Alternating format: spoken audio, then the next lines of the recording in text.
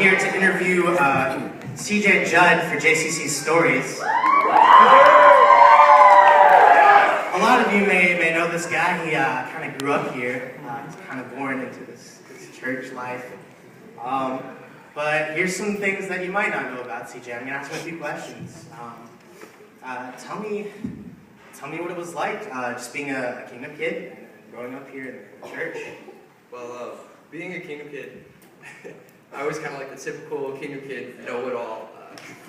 I answered all the questions right. I came to every Sunday school lesson and made the parents tear up. But I never really cared about it. I was a kid. I had my Legos and my video games and my Pokemon, but I never really took it to heart. I was just kind of me. I never really felt like I could share who I really was and I could express myself because I was so afraid of not being respected. So I kind of isolated myself from my friends, from my family, from the leaders and all my peers, all the people that I really looked up to because I didn't want to lose their respect. So the same thing kind of at home, and it was really tense at home, going through just a lot of fighting and eventually a divorce. It was lonely. My sister and I kind of felt like we only had each other. So yeah. Okay. So that was your childhood growing up here in the church. So it's rocky even in here, you guys. But we're striving to be more like Jesus. Amen. And I understand you had a low point. Talk about that for a little bit. Yeah. It was, I don't remember, it was probably like 3 or 4 years after the divorce. I was really, really isolating myself. I didn't feel like I had any friends that I could really keep me accountable to, my standards that I had set for myself. I was really lonely, really depressed, really just not feeling welcome anywhere. So, I turned to the world more, and when I came up empty, I wanted the easy way out. So I was trying to kill myself and, just turn to the world, turn to women, turn to just all of these things that I thought would help and just didn't. So, So that was your low point. It was the aftermath of you tried to OD. I know you told me that earlier, but tell me what that was like, just the aftermath of that, because obviously you didn't succeed.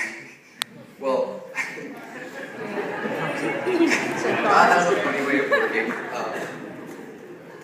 I think the song, God's greatest blessings are unanswered prayers. And I was praying to God, like, take this from me. Take this life from me. You gave it to me. Take it away. I don't want it anymore. I was prideful and arrogant about it. And I was angry at God. This was my easy way out. This was me being done. This is me turning in my blank test. And he didn't accept it. He gave it back. So I was so frustrated with God and with myself. And I knew that he wanted me to struggle and fight through this, and I didn't want to. But he didn't let me stop. Okay. And you knew by this point that God was probably really fighting for you. So what was the big revelation here? Because I know you've been through a couple of studies before. So.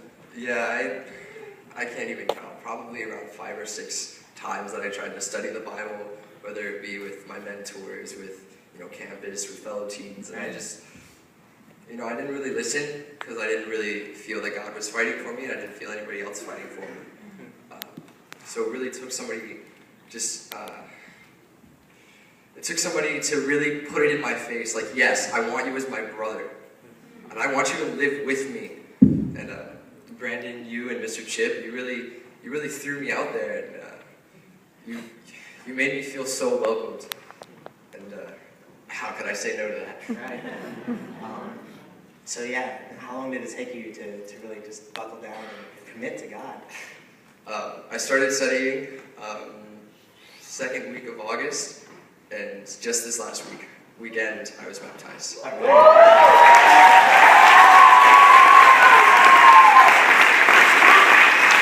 You guys don't know